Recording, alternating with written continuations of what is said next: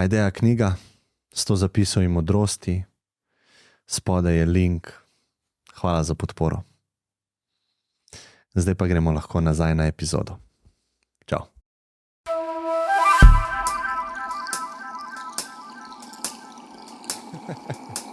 Nina, ful ti hvala, ker si se odzvala na moje vabilo. Z veseljem. Tako, kot sem ti rekel, klele v kavarni, verjetno ali pa poseb sklepam, da znajo biti kakšni taki intervjuji ali pa pogovori ponavljajoči, nočem reči tečni, a ne? Ja, ne. Meni niso tečni, ampak znajo biti podobne vprašanja, a ne? Tako Absolutno niso tečni in tako, kot sem ti že prej rekla, v bistvu se mi zdi, da vedno, ko steče med dvema človekoma ena energija, a ne, potem se pogovor zapelje v bistvu vsakič v čist neko svojo smer, a ne. Tako da sem prepričana, da bova danes ustvarila en tak vibe, ko bo spet čist drugačen. Ja, pa skupaj, no, sigurno. Skupaj ga bomo, ja. Najlepša hvala vsem, ki ste prišli. Ja, sigurno je drugačna izkušnja, kot kar pri meni doma, ne, zdaj prav čutim, da je drugače, ko ljudje poslušajo, ampak ne more biti skozi isto, no. Tako da sem vesel, da si se ti odločila, oziroma sva se skupaj odločila za Celje, ki je bolj intimen prostor, kot bomo jutri v recimo Mariboru. Bi pa začel, nekaj sem razmišljal, ko sem se vozil, ne. Toliko imaš intervjujev, toliko se pojavljaš. Kako se s tem stresom spopadaš, če je sploh stresno? Ja. Ne, veš kaj, jaz sem v bistvu, toliko sem preležala, ne, v teh 5 letih, ko sem bila bolna, da enostavno mi je vsakič zdaj, ko se lahko malo uredim, veš, ko nekam grem na kakšen intervju, mi je to en tak dogodek, a ne, ker v bistvu mi je bilo to oduzeto in na nek način, veš, v bistvu šele lani, ko sem se vrnila na Popevko, pa takrat, če nisem bila čisto okej, sem vzela pač ta dogodek, ker je bil enkraten, sem se odločila, da ga bom vodila, slovensko Popevko.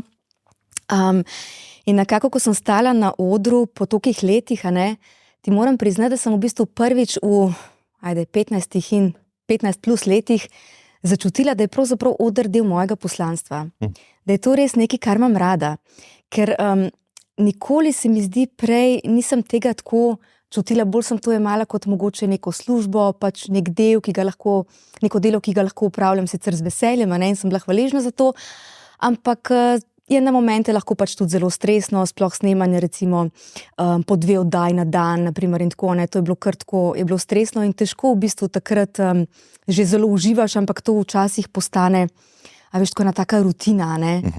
In se mi je zdelo res v bistvu lani, ko sem stala na odru Popevke, prvič po tolikih letih, da sem pa rekla, wow, tako, ker ena taka iskra se je prižgala v meni, ena hvaležnost, pravzaprav, da sem lahko spet stopila na oder, ker ko sem zbolela, najprej se mi sploh ni zdelo prvič, da bom ostala, drugič, da bom ustala in potem, da bom sploh še stala na odru, ne. Jaz se, kako si pa prišla do tega poslanstva, ne? Jaz se spomnim, jaz sem bil, glih prej sva se pogovarjala, nimava toliko razlike v letih. Jaz sem bil mlajši in takrat je bila televizija še popularna. Ful, je imela svoj wow moment. Ja, internet ni bil na taki stopni, ali pa ni nudil takih stvari, ki jih danes nuda, ne. In se spomnim tebe, ne, ti si prišla, se mi zdi, da si nek template naredila tudi za ostala dekleta, ne? Se pravi, grem na lepotno tekmovanje, potem se pa tam ne zaključi stvar, ampak to na pameten način naprej peljem, ne? In zdaj bi me zanimalo, kako si sploh se odločila, da greš v te vode, ali pa kako se ti je zgodila ta izkušnja? To bi me malo zanimalo. Čeprav se mi zdi, veš, da ta moj recept mogoče ne deluje, ker vse ni toliko nekih zdaj misic, ki so pač potem nadaljevale kariero, kar se tiče v TV voditeljstvo in tako naprej, ne. Zelo, zelo redkim je na nek Rebeko način. Dremelj se spomnim. Rebeka Dremelj, absolutno, ne. Ja, potem pa v bistvu tukaj pa že nimava več v bistvu toliko, ne, enih deklet, recimo, ne. Verjamem, da je marsikatera preizkusila ta recept, ampak ne vem, se mi zdi, da v enem momentu se ti mora vse poklopati, veš, in da si rojen pod neko zvezdo, če rečemo temu lahko tudi srečno ali kakorkoli že, in splet nekih dogodkov, ki te pač pripelje do nekaterih stvari, pa pač nekaj, kar si zelo želiš, a ne. Jaz se spomnim, veš, ko sem bila deklica, najstnica, no, tako enih 13 let stara, 14, takrat glih vstopaš v neko to obdobje, veš, ko se začneš že malo rihtati in tako, ne. In sem gledala, takrat je bil blazno popularen MTV. Ti si tudi še del te generacije, a ne, ko si ga še gledal. Zdaj sploh ne vem, a to še obstaja, dejansko, koliko je gledan, res ne vem. Ampak takrat tisti videospoti in tiste voditeljice na MTV-ju, bila je ena Eden, ena Angležinja, cela potetovirana, tako, in to je bilo takrat za tiste čase, veš, wow, potetovirana ženska, ne, nekaj čist posebnega. In meni je bilo ona tako všeč in potem sem tako se spomnila, ko sem pred ogledalom, veš, tako kot da sem jaz TV voditeljca, ne, in sem jo oponašala. In ne vem, sicer, da ne bom zdaj rekla, da skoraj vsaka majhna punčka mogoče sanja o nekih, a veš, o lepoti, o televiziji, o muziki, a ne, o tem, da bom morda zvezda, ne vem. Se mi zdi, da je to tako, a veš, predstavljeno tudi vsem, a ne, kot nekaj, kar je pa, wow, ne. To in potem daleč naokrog nič in potem pač pridejo mogoče nekateri poklici spet v ospredje, a ne. Tako da, ja, ampak v bistvu jaz sem nekako potem sledila tem svojim sanjam, kar se tiče pač televizijskega voditeljstva, v bistvu jaz sem se takrat potem prijavila na izbor za Miss. To je bila ena zelo taka zgodba, ki po mojem nimava zdaj čas za celo, da jo povem, ampak jaz sem v bistvu delala, ko sem bila stara 20 let, v eni trgovini v BTC-ju, ne vem, če to sploh kdo ve, in sem tam pač zaključevala svoj delovnik in sem imela močota in sem šla pomivati tla in je prišel mimo en tak stric, da temu tako rečem, a ne. In on meni je potegnil vizitko in je rekel, joj, ti si pa tako luškana, da me pokliče, sem fotografa, ne. In jaz takrat sem imela tako živo rdeče lase, vedno sem bila taka uporniška, pač tatuji, piercingov sem imela milijon, drede sem imela, med drugim, ko sem bila še najstnica. In jaz gledam tisti, mislim, joj, kaj pa je to za en perverz, jaz bom to kar stran vrgla, ne. No, potem pa v bistvu čez 2 meseca hodim po Kongresnem trgu v Ljubljani in ta isti človek se pripelje na kolesu. In joj, jaz sem pa tebi dal vizitko, pa me nisi poklicala. Aha, se te je spomnil. Mislim, se me je spomnil po mojem čez zaradi rdečih las, ne zato, da bi toliko izstopala po lepoti, vsaj mislim si, da ne, no, da je bilo to res zaradi tega, ker sem bila tako. Verjetno ja, če doti je vizitko za... Ampak sem da res taka lučka, a veš, v bistvu s tistimi lasmi, no. Tako da, in potem pač... sem imela pa takrat tudi, sem bila v enem razmerju, ki je bilo zelo, zelo težko. Bilo je psihično nasilje, fizično nasilje. In sem se potem nekako odločila, da tisto toksično zvezo končam takrat in ravno v tistem času, ko me je ta fotograf pač videl in mi dal vizitko in sem potem njega poklicala in je bilo to kar, a veš, nekaj takšnega, kako da sem želela s tem malo zaceliti svoje rane, a ne. Se pravi, ker je bila moja samozavest takrat tako poteptana in sem bila tako ranljiva, sem v bistvu iskala neko potrditev. Pa pozornost. Pa pozornost, a ne. In no, potem pa res sem šla k temu fotografu in on je rekel, ja, veš kaj, jaz poznam organizatorje za Miss, zdaj se ti prijavil za Miss Slovenije, pa jaz temi tatuji, pa piercingi, pa to sploh ni zame. Pa je rekel, no, pa se prijavil na Miss Hawaiian Tropic, ne. In takrat je bilo to spet pač zelo in to tekmovanje za Miss Hawaiian Tropic in sem se prijavila in sem kar zmagala. Tako zanimivo, no, potem je pa prišel Playboy in potem v bistvu... Prišel je Playboy. Ja. Se pravi, oni so ti verjetno ponudili, če bi se slikala? Ja. In ti si sprejela? In jaz sem sprejela. Me zanima ta odločitev, če ti je okej temu govoriti. Ja, seveda okej, to je zdaj že toliko let od tega, ampak spet, ne, to je bilo vse v nekem tem sklopu, iskanje neke pozornosti, neke potrditve, ker pač takrat strani partnerja sem bila deležna, veš, tudi raznih grdih opazk, da sem grda, da sem nesposobna, da, mislim, ogromno pač takih stvari, ki so me zelo ranile, a ne, mi je govoril. In je bilo to res vse v enem takem sklopu in takrat, ko so mi ponudili to fotografiranje za takrat najbolj znano in najbolj kontroverzno revijo, pravzaprav, a ne, sem to takrat sprejela tako z odprtimi rokami. Tudi zato, ker so mi bile fotografije blazno všeč, ni se mi zdelo to nič takšnega, bila sem tako odprtega uma, duha in tudi moji starši so to pač zelo tako sprejeli, sploh oče je rekel, ja, se to pa res ni nič takšnega, ne, fotografije so lepe, pa pač daj naredi to, ne. In sem se potem takrat res fotografirala, čeprav, veš, ta etiketa nagice in misice me je zelo, zelo spremljala, potem v moji pač nadaljni karieri, televizijski sploh, in zelo težko sem se te etikete znebila. Ne, sem kar rabila 3 sezone Big Brotherja, takrat, da so šele v 3. sezoni so potem rekli, so me naslavljati začeli tudi novinarji kot televizijsko voditeljico in nič več kot starleto in nagico in tako naprej.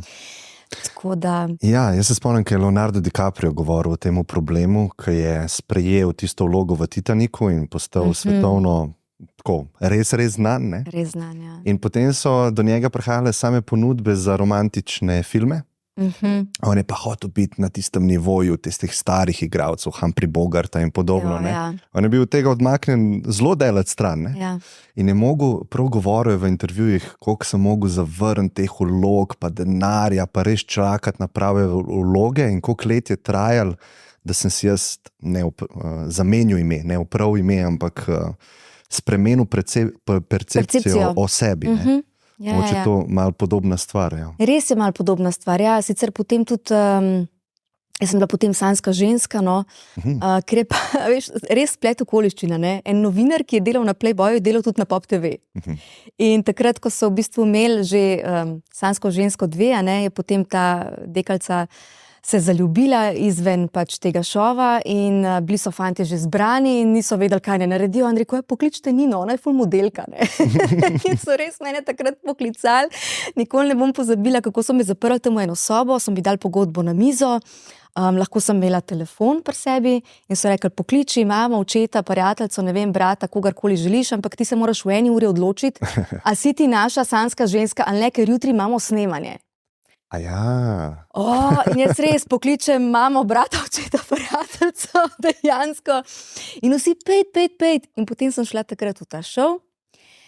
Blazno sem se res takrat razumela z ekipo, tiste sanjske ženske, in to je bil je še vedno najljubši projekt. Ker takrat smo se imeli pa tako fino, tako kot sem se jaz takrat nasmejala. In takrat je bil voditelj Robi Erjavec. Žal pokojni Robi.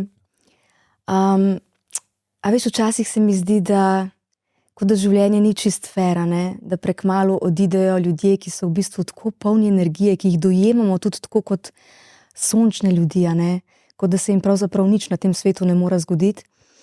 In potem nas tako prehitro zapustijo. In veš, to mogoče potem v nas so neka taka obžalovanja, da nismo teh ljudi poklicali, da nismo takrat, ko je bil čas, spregovorili z njimi in bili v stiku z njimi.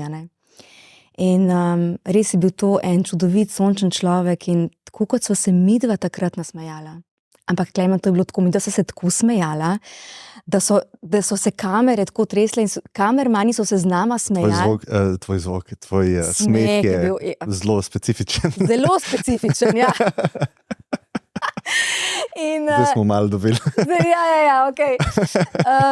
Ga tudi zdaj že malo brzdam v bistvu. Ni potrebe. Sem se ga naučila malo, veš, tako... Ne, moraš imeti svoj signature, kako je se reče. Ja, ampak... Brand je to. Brand je, ampak tudi tonski mojstri... Morajo zmanjševati. Moraš vedeti takrat, da ko sem se jaz zasmejala, da to je šlo tako gor, tiste lučke so tako poskočile, da so vsi naredili, in potem sem se malo naučila to, ja, to resonanco malo, v bistvu omiliti.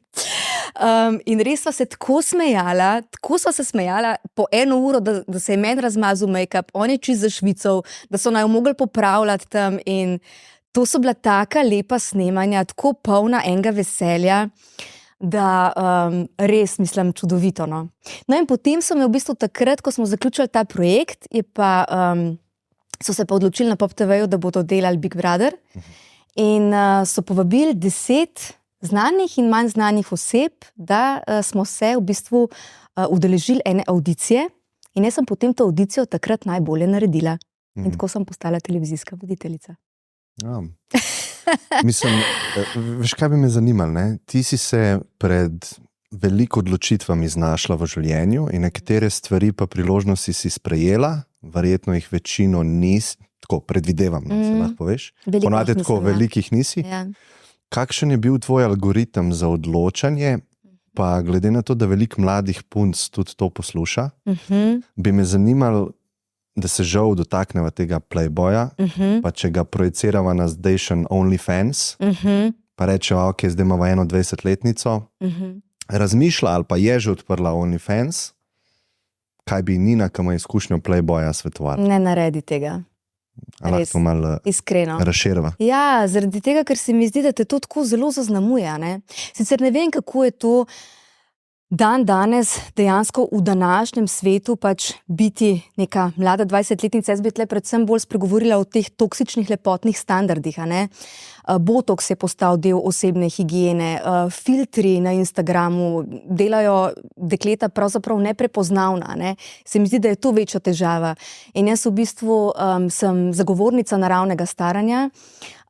Ja, pač res ponosno nosim svojih 40 let in ne vem, zakaj bi si želela izgledati 20, če nisem. A ne?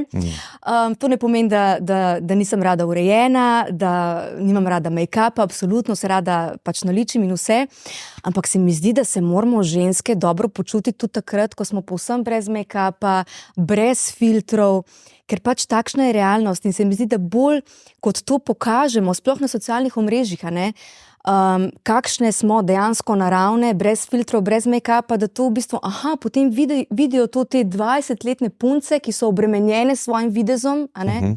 V bistvu vidijo, v redu, poglej se, tukaj je pa neka ženska, ki objavlja, ki mogoče je nekako bolj medijsko razpoznavna, pa se ne sramuje svojih let, svoje kože s porami in tako naprej, a ne?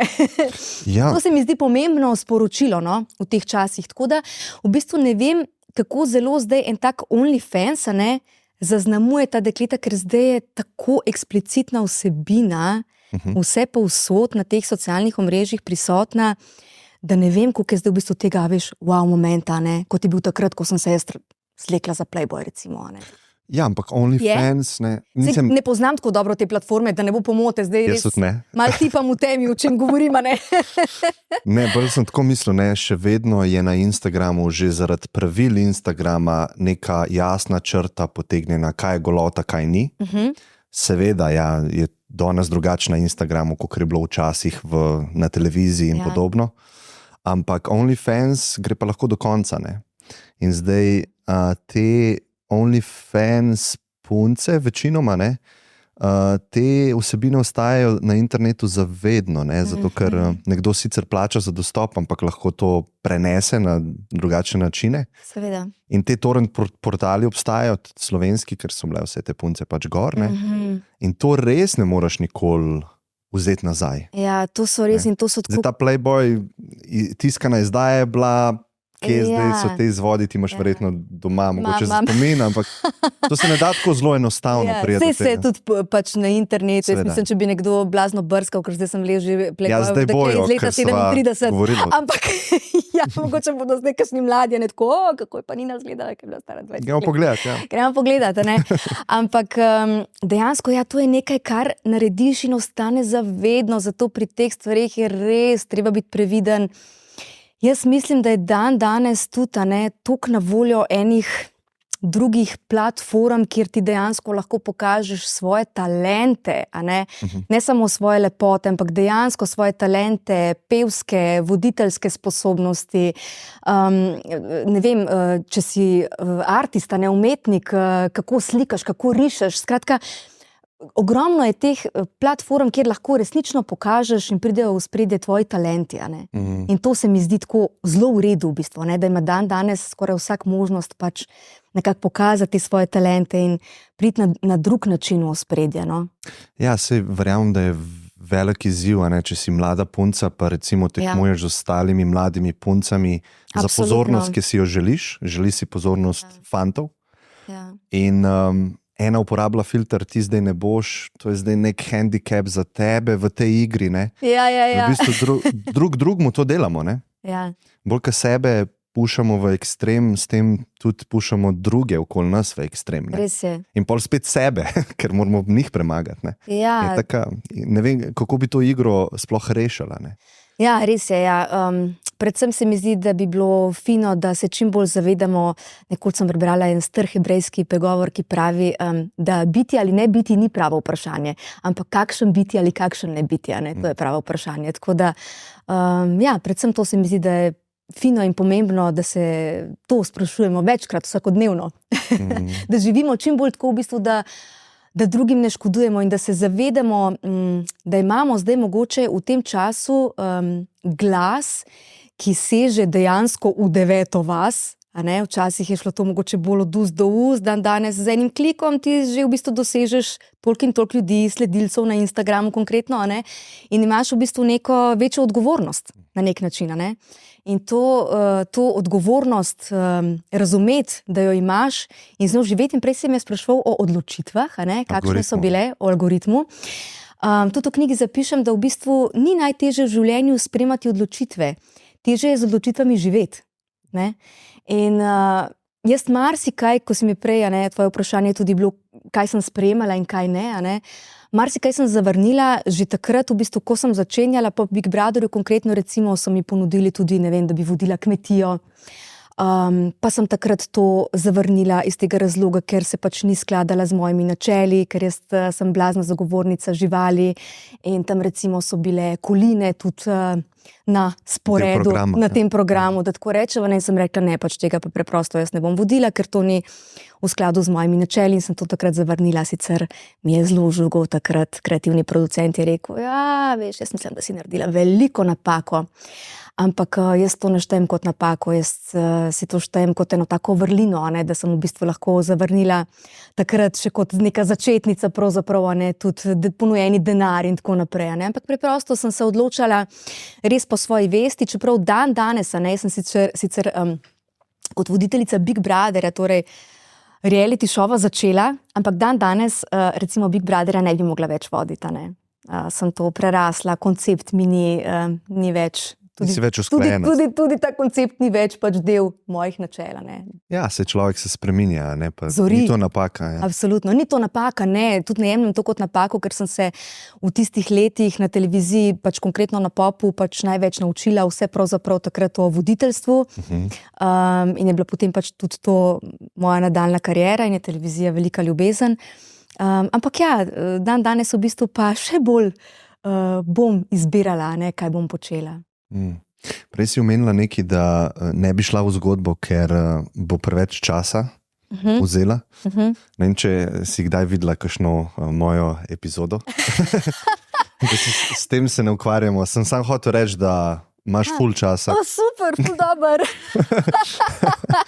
Ne, dejansko nisem vedela. Ja, imava še 5 minut. Pa to je to, ne. Ne bi tako, koliko smo imeli nagrado? 3 ure pa pol? Aha! Ne, sej ne, da ne bo se kdo ustrašil. Ja, ker zdaj se mi zdi, da en ekstrem sem povedal. Malo so se presedali ljudje, veš, 3 ure. Pa tvoja varuška se ukvarja. Tako kva. Ne, ampak sem to se hotel povedati, da se nama nikamor ne mudi. Se nama ne mudi, super. Le imava prostor, imava čas, imava ljudi, ne? Odlično. Imava zgodbo. Tvojo, ne? Ja. Dajva začeti z njo. Okay.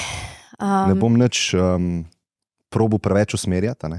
Prav. Ker verjetno smo različni v informacijah do te zgodbe, tako da ti prepustim, no, če si za. Da začnemo v bistvu, na začetku. Da spregovorim o knjigi, pravzaprav o izkušnji, ki me je doletela, to je bilo res mučnih 5 let. Ampak da greva čisto na sam začetek, mogoče zakaj sem se odločila, da bom jaz napisala knjigo.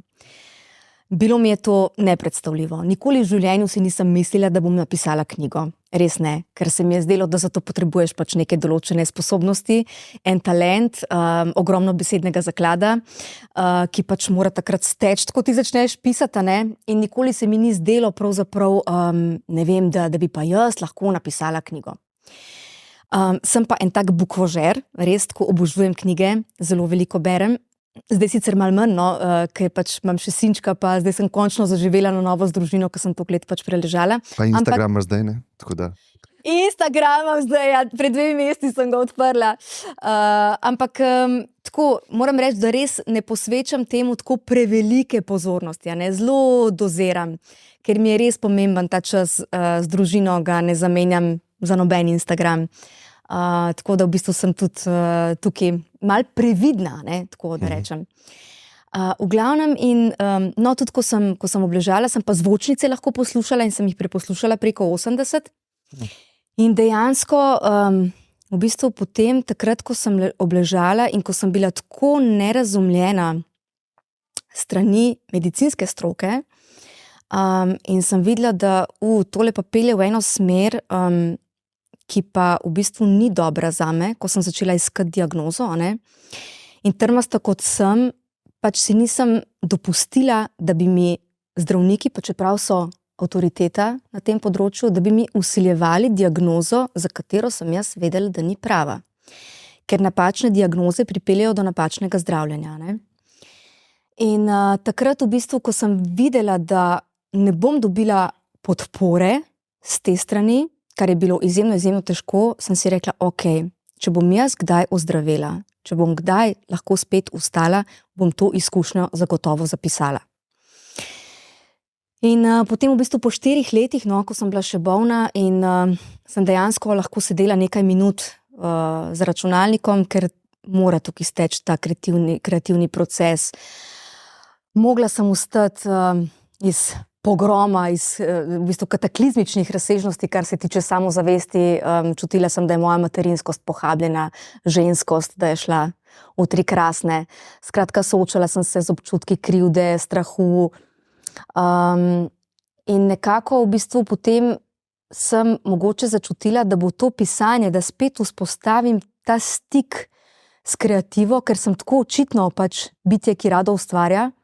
A ne, da ko bom stopila v stik s to kreativo, da bo spet v bistvu se počasi začela graditi ta samozavest, a ne, da pa vendarle sem za začetek sposobna skupaj spraviti par stavkov, a ne, in da to kar steče. In res potem se mi zdi, pač kakorkoli hecno se bo to slišalo, ampak se mi je zdelo, da je z menoj sodeloval sam vseobsegajoči kozmos, da se je odprl en tak kanal, do vsega tega besednega zaklada, do te podzavesti, veš, ker se pa mi vendarle nalagamo noter v to podzavest, vse tisto, kar preberemo, čeprav se mi včasih zdi, veš, ko eno knjigo preberem in jo zaprem, kad da ni čisto nič ostalo z menoj, a ne, ampak dejansko ostane, a ne. In sem res začela pisati in pisati in je kar lilo iz mene in v bistvu potem je nastalo 400 strani, a ne. Tako da to pa vendarle ni tako malo, a ne. Niti si nisem naredila nobenega scenarija, scenosleda, v bistvu sem res pisala čisto po spominu, po feelingu in je potem to nekako kar steklo. Zdaj, kaj se mi je zgodilo, ne? V knjigi tudi opisujem v bistvu, kako sem bila jaz v svojem življenju do sebe neizprosna. Resnično neizprosna. Kot neka taka blazna perfekcionistka, ne, karkoli sem počela, res v to se zagnati do konca, ne. Pa naj je bilo to vodenje televizijske oddaje ali pa, ne vem, besno jogiranje ob 5 zjutraj, ne. Ker ravno to opisujem, da v bistvu tudi to pojmovanje nekega zdravega življenja, ne, ki sem ga jaz pač tako dojemala, se pravi, zdaj pa tudi v jogi perfekcija. Zdaj, če sem jaz to se spravila početi, bom prebrala pač vso tradicijo, naročala sem si knjige iz Book Depositorja, ker noben priročnik preveden v slovenščino. Priročnik, že to je narobe, ne. Priročnikov ne maram preveč. Sem hotela konkretno literaturo, ne, v bistvu, kje se vse začelo, sem hotela iti v ta generator, ne, joge, jogijske filozofije pravzaprav, ne. In potem sem se to preberala in potem vse to pač poskušala nekako udejanjiti v praksi in to me je izčrpavalo, a ne. Si takrat to čutila? Ne, nisem, v bistvu, kako je to zanimivo, ne, takrat, ko ti to počneš, v bistvu ti ne vidiš tega z distanco. Saj jaz tega nisem videla tako z distanco, ker če ne bi se ustavila, takrat, ko sem vstala ob 5, pa sem se zbudila, pa se mi je zdelo, da danes pa ne zmorem, ne, in da sem utrujena in da bi mogla zaspati. Ampak ne, vstati in delati, ne, garati v bistvu. In to je bilo tako blazno narobe. Jaz v bistvu edini tisti taki pravi stik, ki mi je mogoče bremzal pri takšnih stvareh, da sem pa vendarle kdaj pa kdaj potem se naspala, je bila narava. Narava je bila vedno moj zaveznik.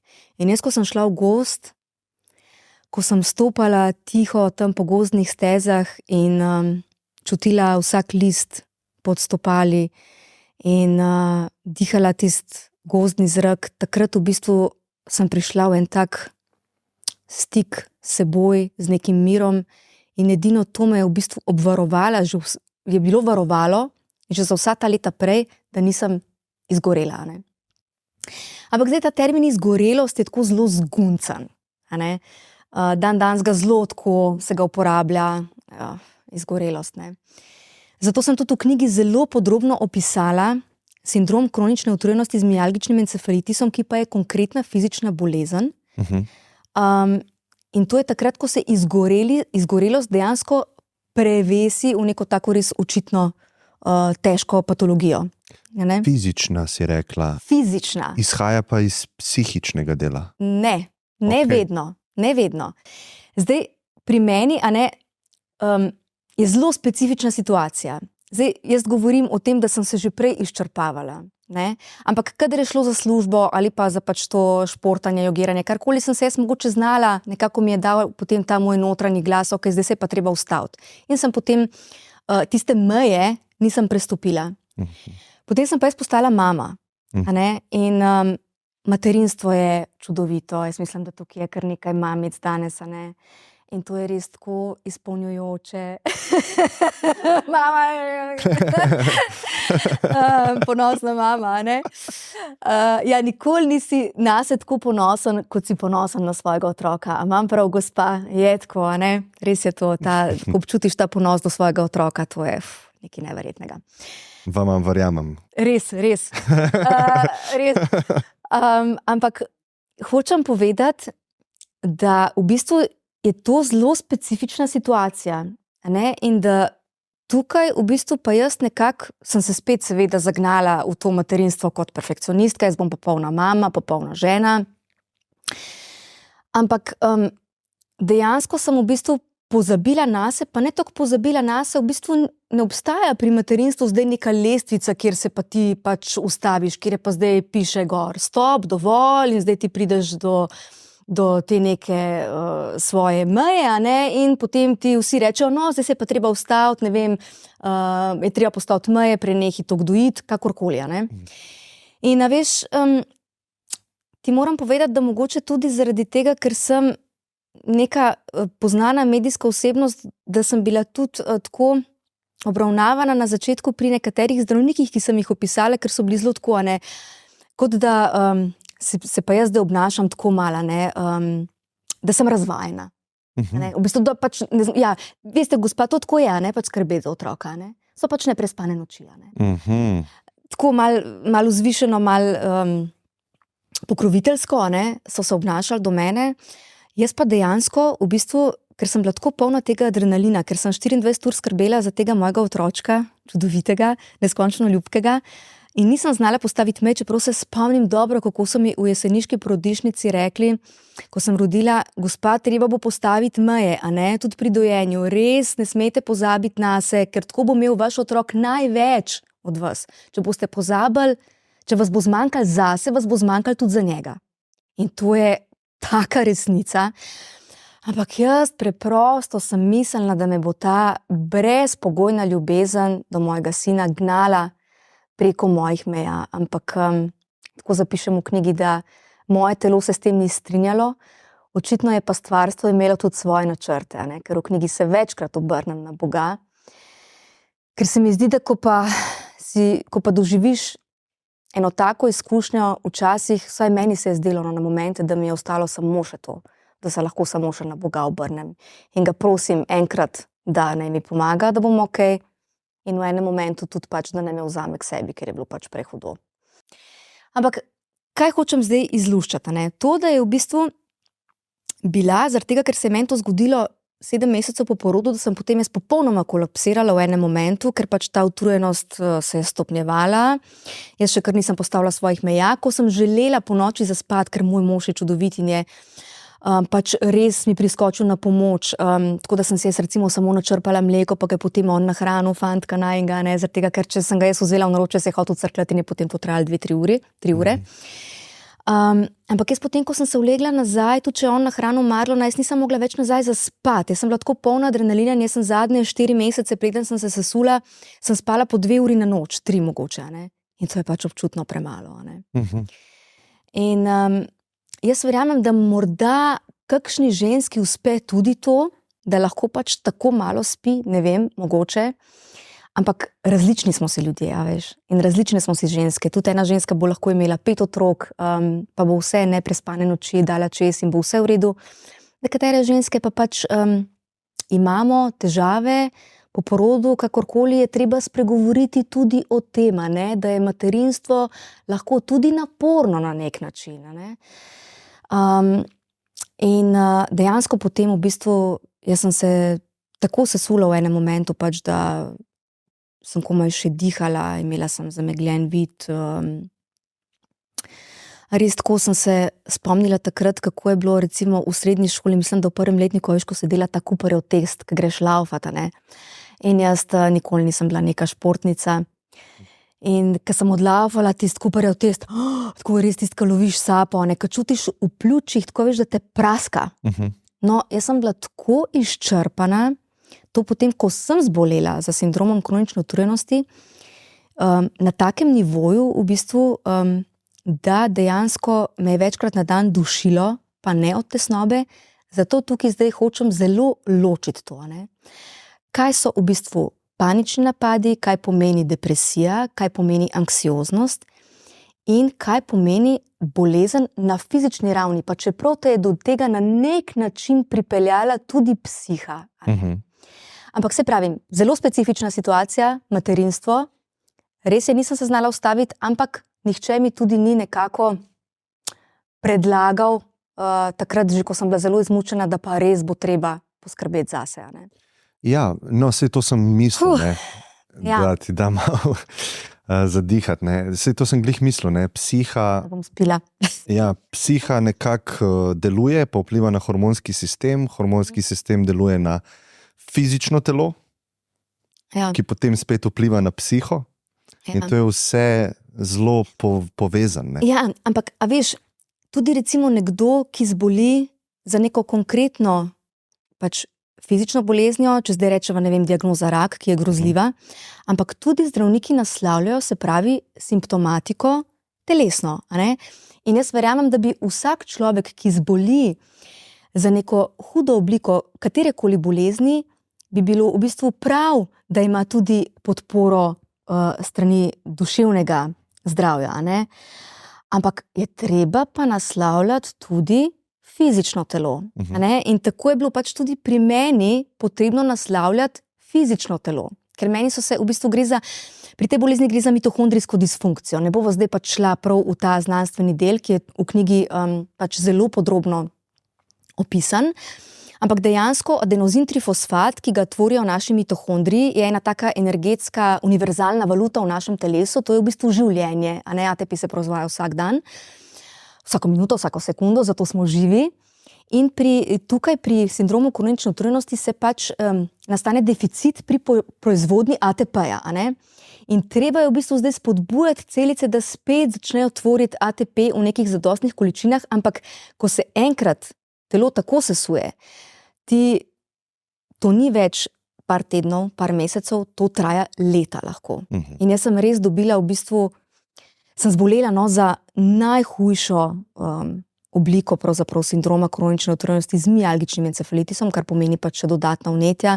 Jaz sem imela recimo, 3 leta non-stop vneto grlo, sem imela bele obloge v grlu, pač mandlji so bili zatečeni non-stop, sinuse sem imela zamašene, ta občutek peska v pljučih, dušilo me je večkrat na dan, nisem mogla dihati, hotela sem prepovedati, da to ni bilo povezano s tesnobo, ker jaz motenj, anksioznih, nisem nikoli imela in tudi nikoli nisem bila depresivna, čeprav bi povsem upravičeno, glede na to, kaj se mi je zgodilo, lahko bila. In zato mi je v bistvu ta edina diagnoza, ki je bila v bistvu na voljo zdravnikom, ki so me sprejemali tudi 2-krat na urgenci, da jim je bila na voljo samo ta diagnoza poporodna depresija in kasneje tudi depresija, je bilo to zelo napačno. In če jaz ne bi bila tako zelo trmasta, kot sem, da te diagnoze nikakor nisem želela sprejeti, ker sem vedela, da je napačna. In če moj mož ne bi bil takšen, kot je, res svetilnik stabilnosti, odgovornosti in srčnosti, tam nekje zadnje je. Ja, se ga iščem.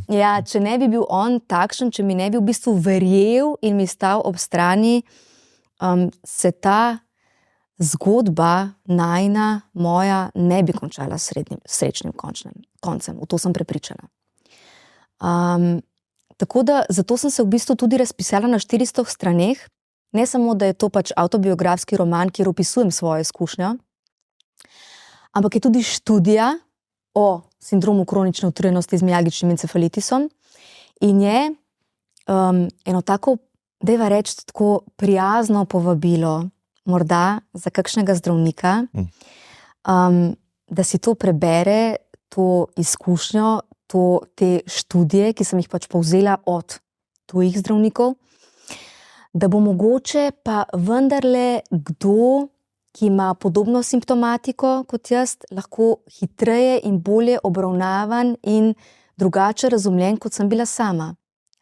Ker tudi recimo zamegljeni vid je bil eden izmed simptomov. Skratka, res taki konkretni fizični simptomi, ki pa, mislim, jih ne povzroča le psiha. Ja. Tako da... Ja, mislim, da se ne zavedamo, koliko je kompleksno naše telo. Zelo. Ja, mi imamo radi enostavne razlage, potem nas, ko hitre imamo rešitve. Ja, pomiri nas, ne? Ja. Vsaj imam razlago, ne? Ja. Čeprav je napačna, ne? Tukaj se sigurno veliko težav dodatnih ustvarja, ne? Če se napačno odgovori na vprašanje, kaj je težava, ne? Tako, ampak jaz sem res želela si te svoje simptome nekam uvrstiti, ne? Tako, zelo sem si želela svoje stanje razumeti, ker sem pač tak res radoveden človek, trmast in enostavno vsako stvar, ki se je lotim, pač zelo podrobno raziščem, ne? Čeprav bolezen me je naučila, da nisem več perfekcionistka. To pa moram povedati. Ker perfekcija, v bistvu sem ugotovila, da takrat, ko ni v funkciji, je pravzaprav razdiralna in na nek način impotentna. Tako da, ja, zelo kompleksni smo, zelo radi imamo tudi zelo hitre rešitve, sploh v tem svetu, in morda so tudi v bistvu nekateri zdravniki želeli to moje okrevanje pohitriti. Jaz ne rečem, da ne v dobri veri, da ne bo pomote, in to zdaj ni udrihanje po zdravnikih. Tudi s tistimi zdravniki, s katerimi sem imela neljube izkušnje, sem vsem v knjigi spremenila ime. Ja, ker nisem želela pač naslavljati pravih ljudi, moram pa povedati, da imam pa v knjigi prav poglavje Zdravnik-svetnik, to je pa dr. Klemen Rebolj, je pa psihiater, psihoterapevt. Poznam, ja. Poznaš? No, on je pa resnično čudovit človek in me je potegnil iz najhujšega brezna, takrat, ko sem si pa res goreče želela, da me ne bi bilo več. Življenja si nisem mogla vzeti zaradi tega, ker sem za kaj takšnega preprosto očitno preveč v stiku s svojo dušo. Ampak sem pa prosila Boga, naj me vzame k sebi, ker to je bilo pa tako hudo, ko sem se odvajala od antidepresivov. In to je še ena pomembna tema, o kateri se mi zdi izjemno pomembno spregovoriti. Ker ti medikamenti se danes predpisujejo vse povprek, zelo prehitro, za povsem pač za neka stanja, ki sploh ne potrebujejo zdravljenje z medikamenti. Sicer moramo tukaj povedati, da je zdravstveni sistem blazno obremenjen. Pritiski so z vseh strani, vedno več je bolnih ljudi, ki potrebujejo pač pozornost, obravnavo. Tako da to je zelo težko. In tudi osebni zdravniki imajo 15 minut na pacienta, tako da se resnično ne morejo posvečati v takšni meri, kot bi si najbrž večina njih tudi želela, da bi se posvetili svojim pacientom. Ampak tudi potem, v bistvu, ko si ti napoten k specialistu, veš, ti medikamenti so lahko zelo nevarni. In tudi en krasen dokumentarni film je bil na to temo predvajan 3 tedne nazaj na TV Slovenija 2. Oni imajo krasne dokumentarce, vrtijo jih, zelo rada gledam. In je bil prav o antidepresivih in se je ženska, zdravnica, psihiatrinja, ki je na čelu zdravstvene organizacije v Veliki Britaniji, se je opravičila vsem pacientom, ker je 20 let trdila, da antidepresivi ne povzročajo odtegnitvene krize. In se je opravičila iskreno iz srca vsem, ker je to trdila. Ker raziskave danes kažejo, da ne glede na to, koliko časa je nekdo jemal antidepresiv in v kako visokih dozah, bo približno od 30 do 60% ljudi imelo odtegnitveno krizo, ki se pa spet razlikuje glede na jakost. In jaz sem spet, ne vem, kaj je to. Očitno pač mi je življenje naložilo, glede na to, da pač znam, da sem znala v bistvu to izkušnjo preliti v pisano besedo in da o tem zdaj lahko govorim, sem mogla to preživeti in spadam spet v tiste odstotke, na žalost, ki imajo zaradi majhne doze blazno odtegnitveno krizo. Kako se je to kazalo? Pa zakaj si se odločila da preneham? Ja.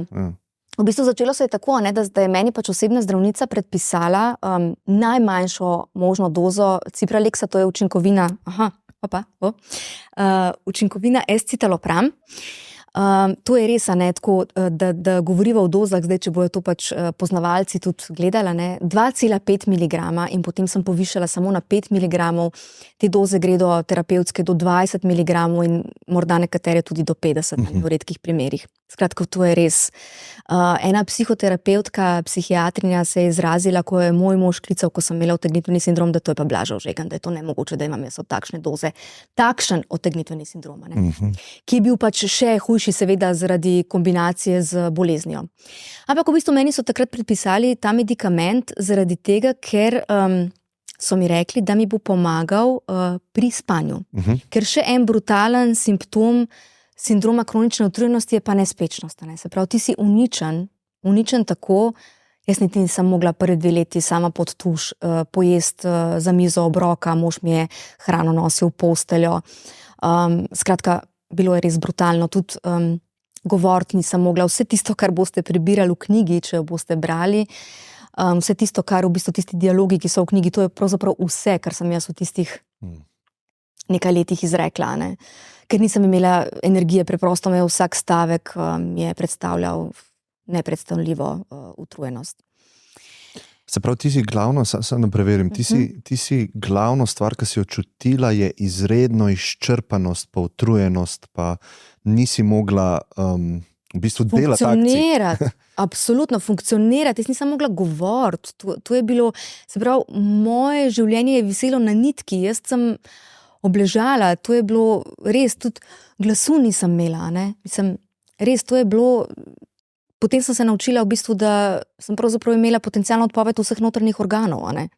Res je bilo težko. Tudi v začetni fazi je moj mož hodil gledati po noči, ker sem potem spala v drugi sobi, če sploh še diham.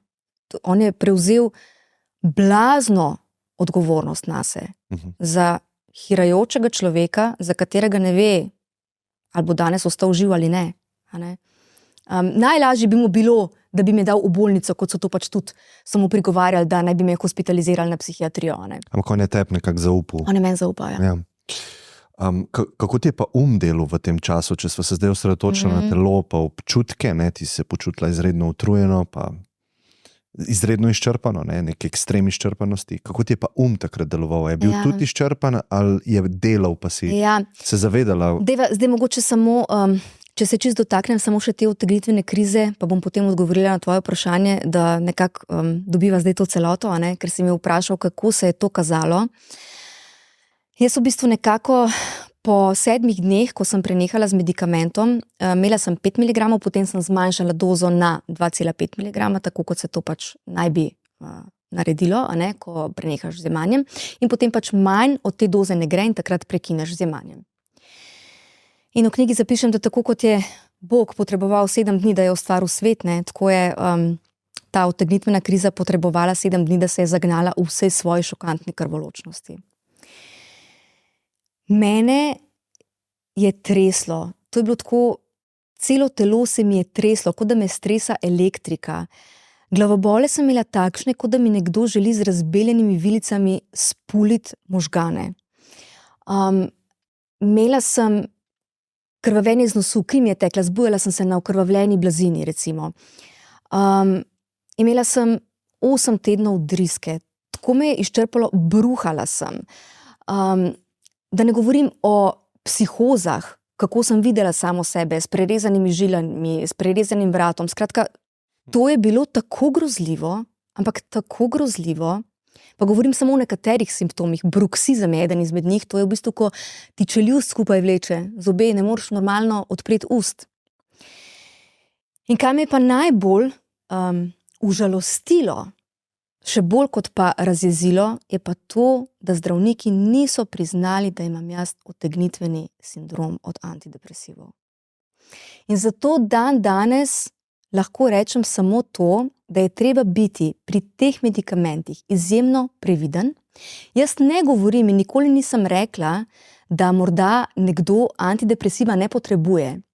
Jaz verjamem, da obstajajo takšna stanja, kjer zdravnik dejansko pomaga lahko nekomu z antidepresivom. A ne? Ampak zame vzeti ta medikament takrat je bila pa napaka, recimo.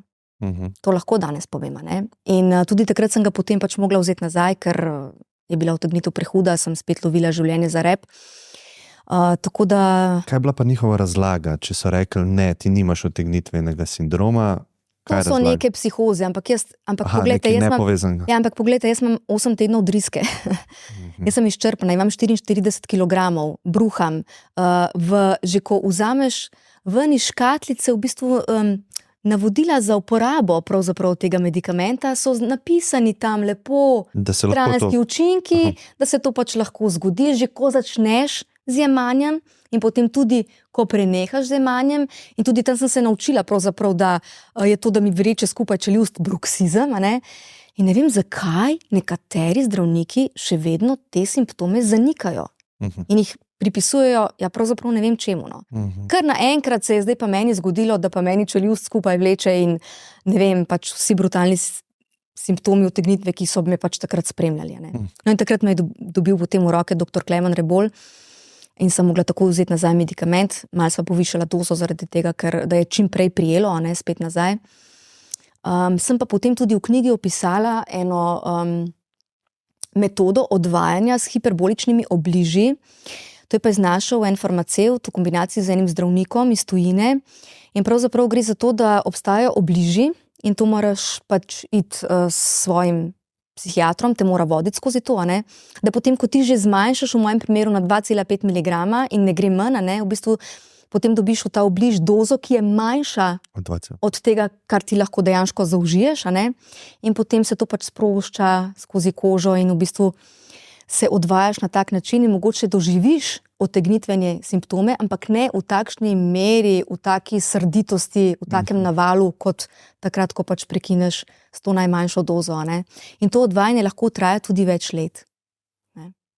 A tako si ti šla s temi obliži ali sta s Klemnom nekako? Ne še. Jaz v bistvu zdaj jemljem antidepresiv, takrat sem ga vzela nazaj in zdaj pač res, ko sem se komaj da postavila na noge, zdaj res v bistvu v zadnjih nekih 3 mesecih čutim, da je ta energija v meni spet živa in da dejansko sem ozdravela. Ne želim preizkušati usode zdaj na ta način. Ja, razumem. Si pa želim, pač nekoč si želim, da več ne bi jemala tega medikamenta, ne vem, pač tako na nek način, veš, se želim tega osvoboditi. In verjamem, da bom to lahko storila nekoč, da me bo skozi to pač vodil odlični Klemen Rebolj in da bo s temi obliži lahko pač potem skupaj premagala to odtegnitev. Ja, se bi šel na to področje s Klemnom, kaj sta delala, ampak jaz, se tisti, ki poslušajo podcast, jaz ponavad, tudi, ko imam psihiatra na drugi strani, zelo z rezervo ali pa zelo pazljivo vzemam te medikamente, kakor jim ti rečeš, antidepresive. Seveda so v določenih primerih verjetno potrebni. Tako je, ja. In so lahko nek božji dar za nekoga, Tako. Ampak veš, kaj me zanima? Rekla si, napake je bila, da sem jih začela, ker je bil ta efekt odtegnitveni premočen. Ampak zdaj si ti ozdravela. Kako veš, a niso mal pomagali tudi, a niso bili del tega koktejla vsega, kar je bilo potrebno, da si se ti... Kako razmišljaš glede tega? Razumem.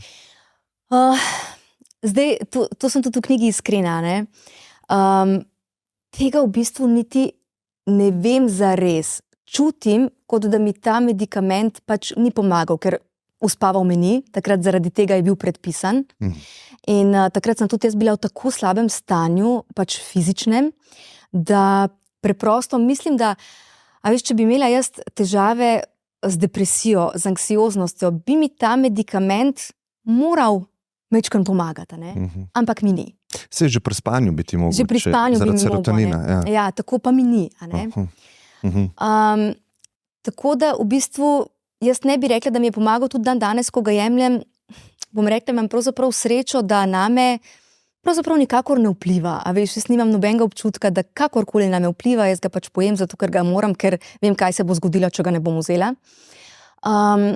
Ampak preprosto nima name nekega učinka, ker v tistem dokumentarnem filmu so poiskali eno žensko, ker antidepresivi povzročajo na žalost lahko tudi seksualno disfunkcijo, ne. In ena ženska se je zjokala pred kamero, je rekla, kje ste bili novinarji, 15 let sem vas iskala, da bi lahko o tem spregovorila, ne. In danes lahko pred kamero povem v bistvu, kaj se je zgodilo z menoj, ne.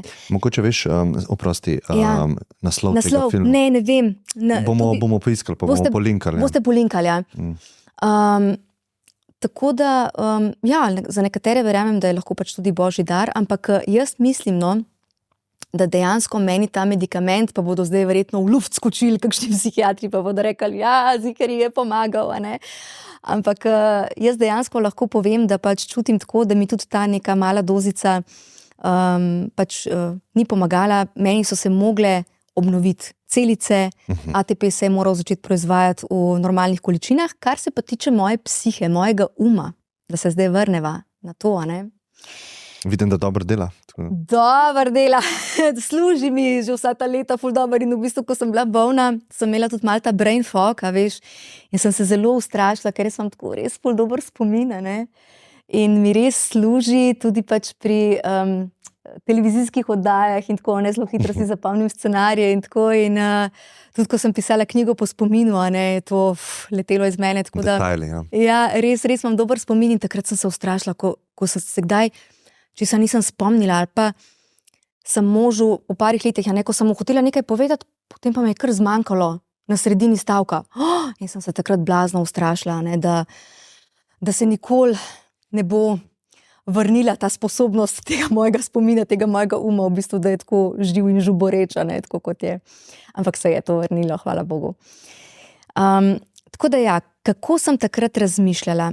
A veš, jaz sem na nek način vsako jutro, ko sem vstala, mogla reciklirati svojo psiho, da sem jo nekako dala v pogon, da je jo ojačati vsako jutro, zaradi tega, da sem lahko preživela.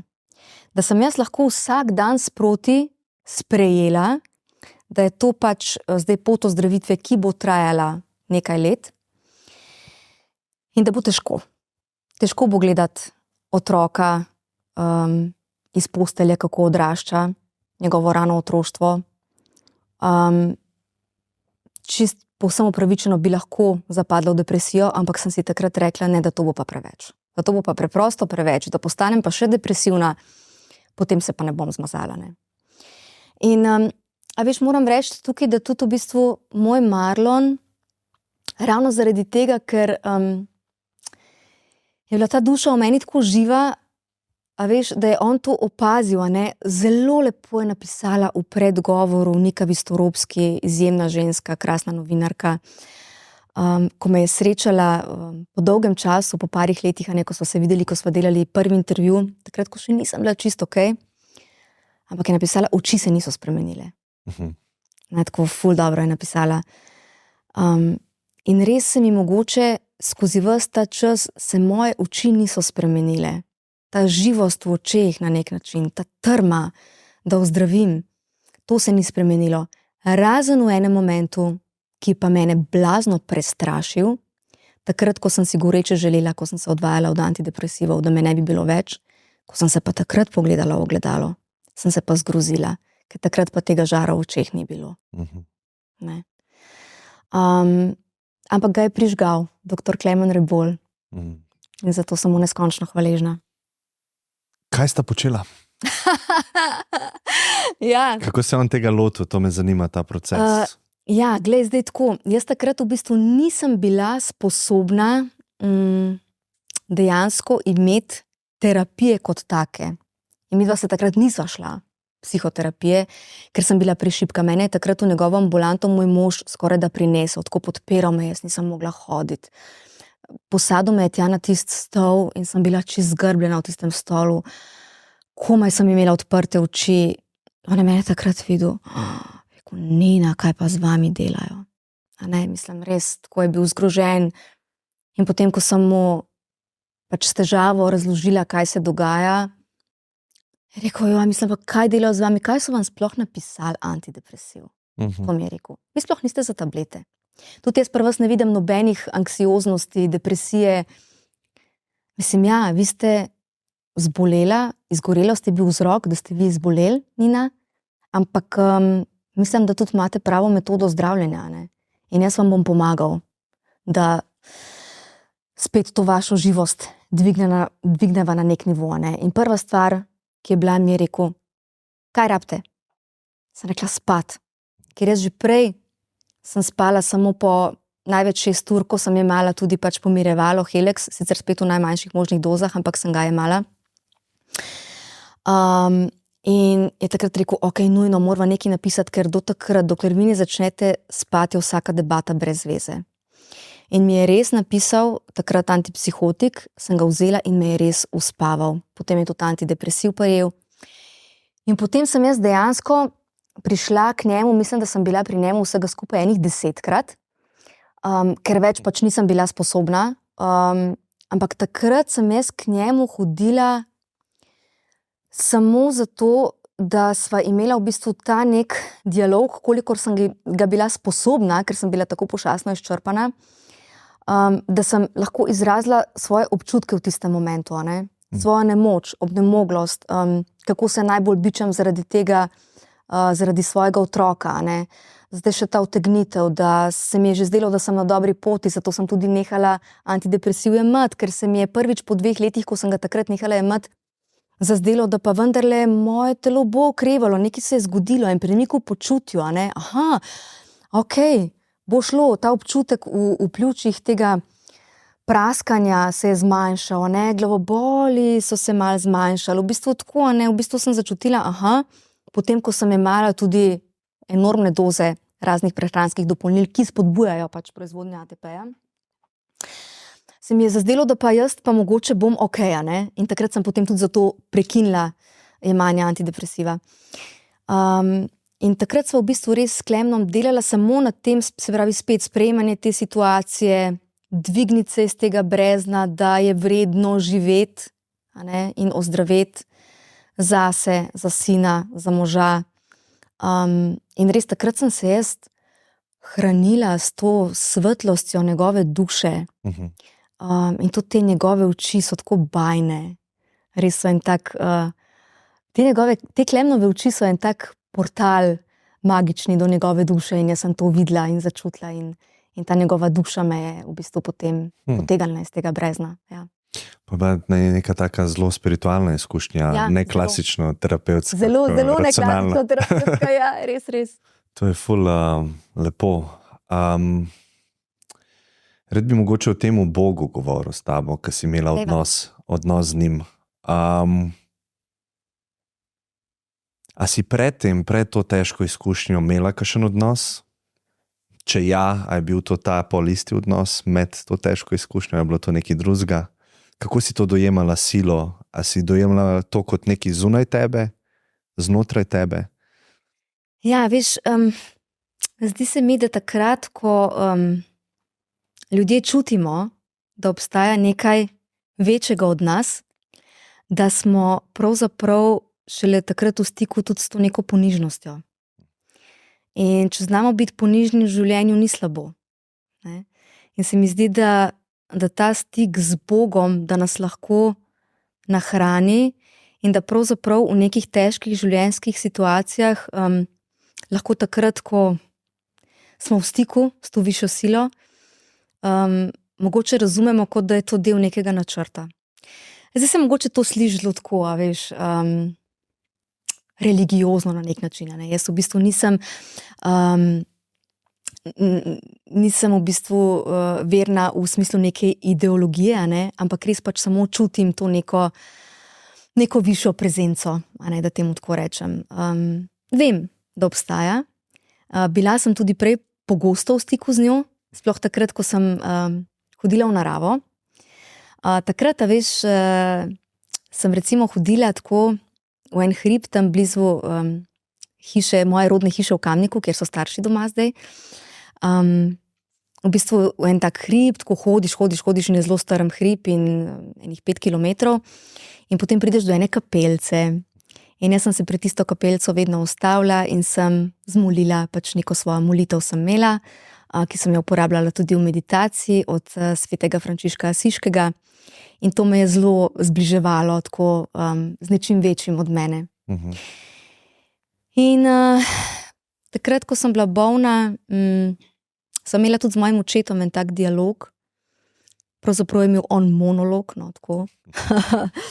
Ker dialoga takrat nisem bila sposobna, sem ga samo poslušala. Ko je bilo najhuje, takrat je prišel k meni, moj oče sicer zelo težko izraža svoja čustva. In je bil takrat eden takih redkih momentov, ko mi je povedal, da me ima rad. Čeprav jaz to čutim pač vse življenje, ampak redko pa on to ubesedi, to svojo ljubezen. In je takrat rekel, prepričan sem, da je to del tvojega poslanstva, ti moraš to dati čez, zato da boš lahko pomagala drugim. Ker tvoja duša je vijolična, je rekel človek, ki je prebiral Potovanje duš Michael Duff Newtona. In je rekel, še kot veliki fan Vojnih zvezd je zaključil, naj bo sila s tabo. In tega ne bom nikoli pozabila, to sem tudi zapisala v knjigi. In takrat sem se tudi potem zelo obračala na to božjo silo in nekako sem res čutila, da je to del mojega poslanstva, ta izkušnja, ker glej, danes midva govoriva o tem in danes lahko jaz morda komu s to izkušnjo pomagam, ker takrat, ko spregovorimo ljudje o težkih življenjskih preizkušnjah, ljudje, ki doživljajo podobne stvari, kot si jih doživljal ti, kar naenkrat vidijo, da niso sami v tem. Ker jaz sem tudi, ko sem zbolela, se mi je kar naenkrat zdelo, da sem pač edina na svetu, ki je zbolela, in zato pač tudi te blazni občutki krivde, na začetku. Saj sem sama kriva, da sem zbolela. In zato se mi zdi prav, da o tem govorimo in jaz sem prepričana, da se vrnem nazaj na Boga, da je samo stvarstvo poskrbelo v nekem momentu, da sem jaz ostala živa, ker če greva spet konkretno na te fizične simptome, jaz sem imela takrat zgornji pritisk, recimo v času, prvi 2 leti v času bolezni sem ga imela 65 zgornjega, tako da to je res, sem očitno mogla preživeti. Zdaj, če govoriva o teh stvareh, kjer se je Božje pokazalo, omenila si Klemna, omenila si partnerja svojega. Ja. Mogoče se lahko malo o njemu pogovoriva. Dejva, z veseljem, evo, sem se kar zasmejala, zažarela, vidiš, moj ljubi Dejan, ja. Veš, kaj me bolj specifično zanima, ne? Se pravi, ti si dala eno težko izkušnjo skozi in sigurno s tem, ko si jo presegla, pa ko govoriš o njej, nedvomno boš pomagala ljudem, ki so v težkih situacijah, ki se tičejo zdravja ali pa psihe, ne? Ja. Ampak dostikrat so, ali pa vedno so ljudje zraven, ki pa niso v tej situaciji, so pa vsem v tej situaciji, ne? Res, in to je bil tvoj partner. Ja. In kaj je on naredil prav? To me zanima. Vse. Vse. Od prve do zadnje stvari, res. Jaz ne moram verjeti, veš, ker v bistvu midva sva se spoznala, uživala 1 leto, potem sem je zanosila, uživala pravzaprav tiste 2 leti, in potem nekako sem jaz zbolela po 2 letih najine veze.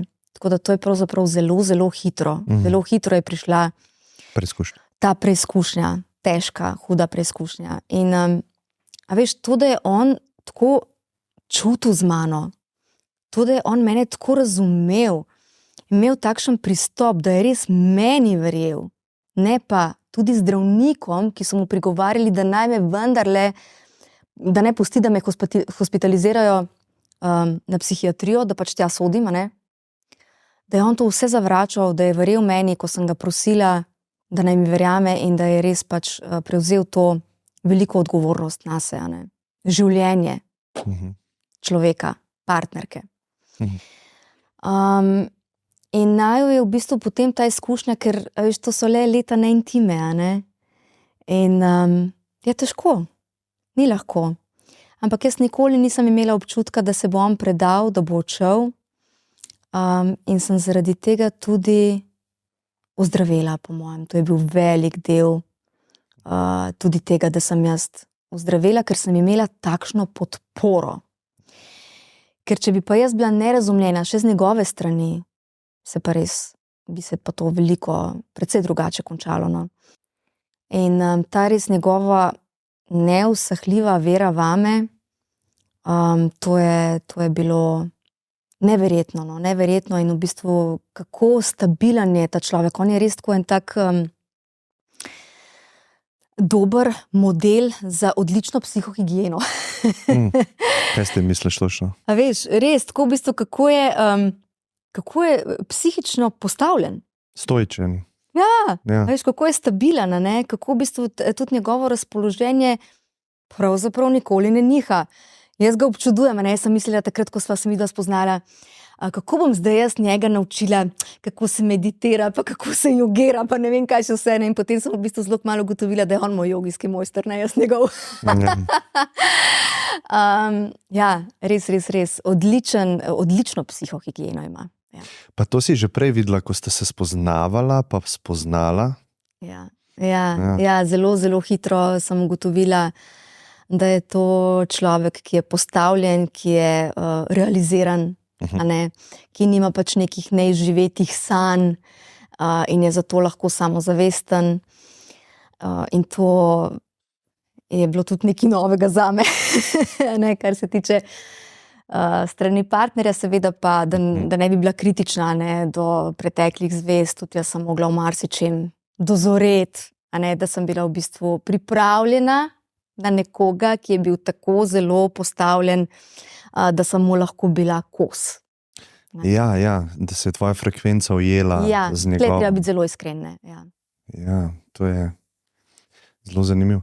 Kako pa gledaš zdaj naprej, ne? Ti imaš v bistvu zdaj ogromno teh nastopov, pojavljaš se, praviš, da ni nekega stresa, ne? Uživaš v temu. Ja, stres je tudi pozitiven, ne? Ja, da ti je mar. Da ti je mar, ne? Tako, ja. Tako da vsakič, ko se odpravim na kakšen takle pogovor, ne, pač imam neko to, čutim neko spoštovanje do sogovornika, do krasnih ljudi, ki so danes prišli in naju tako že kar nekaj časa poslušajo. Ne, saj zdaj zaključujeva, ampak ni grozno. Ni krize. Tako da ja, absolutno pač, veš, neka ta, mogoče malo tako te pozitivne treme, ne, vselej.